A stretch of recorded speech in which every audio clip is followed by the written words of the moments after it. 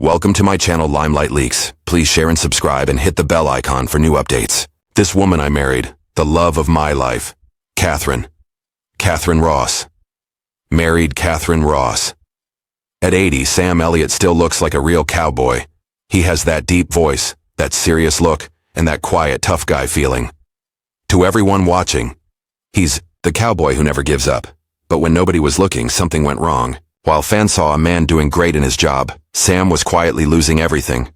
Not all at once, not in big news stories, but little by little. The life he worked so hard for started falling apart. And it wasn't being famous or failing or even getting old that caused it. It was something much more personal and much harder to fix. Something that slowly took away his happiness, his pride, and finally, his money. The problem started in places no one could see until suddenly everyone could see them. He kept showing up to work, kept acting, kept smiling. But he was carrying heavy feelings that never went away. The boy who wasn't supposed to make it. Way before the Hollywood lights, Sam Elliott was just a quiet kid from Sacramento, growing up in a family that cared more about working hard than chasing dreams. His mom had once been a state diving champion, later a no-nonsense teacher. His dad tracked wild animals for the government. Tough, strong, and not impressed by make-believe. Their backyard was full of beehives and garden beds, not scripts and movie lights. Sam spent his days riding his bike past the fairgrounds, fishing in cold rivers, and exploring the mountains. He wasn't trying to be famous. He was just trying to get home before dark. He went along with his dad into the Sierra Nevada mountains, learning to read animal tracks like books and streams like maps. Those trips didn't just make him love nature. They planted something deeper. A calm strength, a quiet toughness, the kind you don't learn in school. But something inside him changed dearly. Around age 9, after watching old cowboy movies and space movies with his sister, he said it out loud. He wanted to be an actor. That one sentence changed everything. His dad didn't laugh. He didn't even argue. He just looked at Hisson and said, "You've got a snowball's chance in hell." That sentence hit like a punch. It didn't stop Sam, but it never left his mind either. It became the voice in his head every time someone said no, every time someone looking for actors rolled their eyes. And years later, it would become the reason he kept trying long after most people would have given up. The loss that hurt deeply. In 1962, right after finishing high school, Sam Elliott lost the one man he'd been trying to make proud. His father died suddenly of a heart attack, gone before they could ever fix things between them. There was no final talk, no moment where they made up, just silence. Sam was 18, still angry and still burning with big dreams. But now those dreams had nowhere to go except deeper inside him. He dropped out of college soon after, not because he was being bad, but because he had a purpose. His father's words that were meant to stop him became fuel. Every time someone said no, every time he didn't get picked for a role, every person who doubted him, all of it reminded him of that sentence, a snowball's chance in hell. But now there was something worse than doubt. Regret. Sam would never get the chance to show his father he could do it. That pain stayed hidden for years, but it never stopped shaping who he became. He didn't fall apart. He worked harder than ever. His sadness became a kind of training, a quiet anger he turned into moving forward. In 1966, he joined the California Air National Guard, not for war but for structure. He became a loadmaster, figuring out weight and balance in military planes. It wasn't exciting, but it gave him something acting hadn't yet. A feeling of being in control. He'd work 12-hour shifts, then race across town to go to acting classes. Tired but never giving up. Because now Sam wasn't just chasing a dream. He was running from a ghost and trying to build something his father never believed could be real. Hollywood didn't want him. When Sam finally got to Los Angeles in 1967, he had $100 in his pocket and knew nobody. He slept in his car, took showers wherever he could, and walked into auditions covered in dust from his construction job. His look was too rough, his voice too weird. People looking for actors didn't know what to do with a 6'2" cowboy who sounded like a preacher. He got rejected 87 times in his first year, but he kept showing up, boots worn down, eyes focused. When others gave up, Sam tried harder. His first real job was one day as an extra in The Way West for $50. No lines, no credit, but he watched, he listened, and he learned. Then in 1968, a miracle happened. 3 lines on a courtroom drama called Judd for the Defense. That voice, deep, slow, unforgettable, was finally heard. The people making the show actually rewrote the scene to keep him in it. The same deep voice that once held him back now made him special. Still, Therales didn't bring money. In 1968, he made less than $4,000. Most of it went to rent and gas, but little by little, directors started to notice. He was dependable. He had presence. He didn't need 10 lines to fill a room. And when Gunsmoke called, Sam did what most actors wouldn't. He trained his voice to go nearly an octave deeper just to get the part. That role got him called John Wayne's ghost, but even that came with pushback. One producer made fun of his military background, sneering, "Playing soldier doesn't make you one."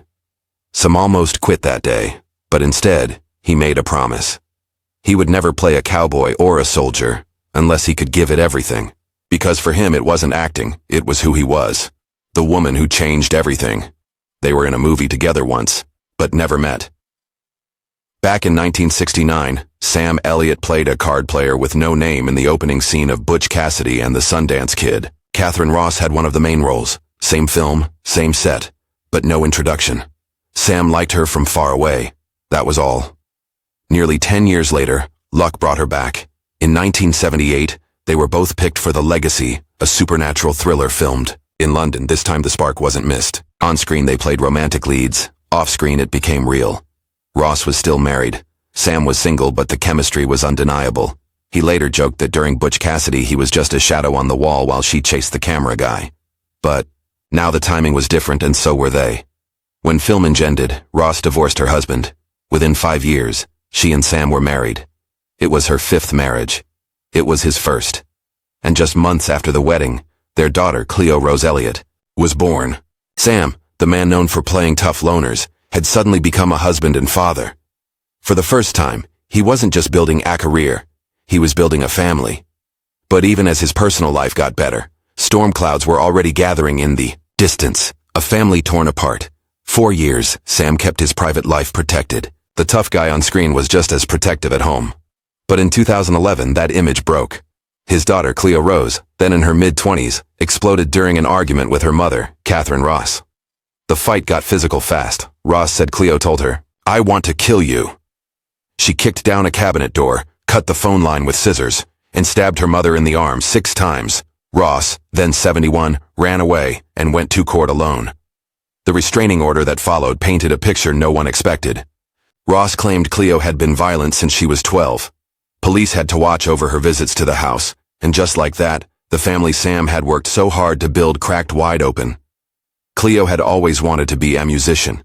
She played guitar, studied opera, and dreamed of making it big. But after that moment, her career stopped. She pulled back from the spotlight. Her public appearances became rare. Her voice went quiet. Sam said nothing. Not to the press, not to the public. He stayed silent, holding the family together however he could. Years passed. Theta Bloids moved on, but healing takes time. And in this case, it took years. The fortune everyone thought was safe. By his late 70s, Sam Elliott had what looked like the perfect ending: great performances, a loving wife, a healed family. In 2018, he got his first Oscar nomination for A Star Is Born. The following year, he won a Screen Actors Guild Award for 1883, his most haunting role to date. He was finally being recognized not just as a cowboy, but as a serious actor. But behind those standing ovations, something else was happening. Quiet, subtle, and devastating. Whispers began to spread about bad investments, stopped projects, and career problems from a controversial interview that made many in Hollywood angry. Sam never talked about it publicly. He's never been one for excuses, but those close to him noticed changes. A property deal that fell through. Legal fees that seemed to stick around. Rumors of retirement only to be followed by more voiceover work, more roles, more appearances. Not because he loved it, some suspected, but because he needed the money. There was no bankruptcy, no scandal, just a slow, invisible falling apart. One that left Sam working harder than ever. Long after most stars his age had stepped back, he was still that dependable cowboy. But now his schedule felt more like survival than choice. The kind of grind you take on when you're quietly fixing holes no one else can see. And those around him began to ask, was this about legacy, or was he quietly trying to recover from something he'd never admit? The cowboy who wouldn't quit? Even as the weight of it all pressed down, Family scars, quiet money problems, a body getting older, Sam Elliott never stopped working. At 77, he took on one of the hardest roles of his life in 1883. As Shea Brennan, a grieving man guiding settlers across the American frontier, Sam gave a performance full of pain, tiredness, and soul. In the opening scene, his character cremates his wife and daughter, then thinks about ending it all. It was haunting and heartbreakingly real. Critics called it a masterclass. Viewers couldn't look away. And when Sam stood on stage in 2023 holding a Screen Actors Guild Award, he didn't brag. He just looked out at the crowd and quietly said, it was the most meaningful moment of his career. That humility, that strength, that's always been Sam. Even in 2025, at 80 years old, he's not backing down. He's starring in Landman, another Taylor Sheridan series alongside Billy Bob Thornton. Rumors swirl he might even return to Roadhouse and Amazon's upcoming reboot. He's still doing voice commercials, still narrating, still acting. Some say he doesn't need to, others say he can't afford not to. But Sam never explains his reasons because for him, showing up is the job. Lasting is the job. And even when everything around him seems uncertain, he stays steady. The world changes. Therols shift. But Sam Elliott remains the same man behind the eyes. Unbreakable, but not untouched. What it really cost him.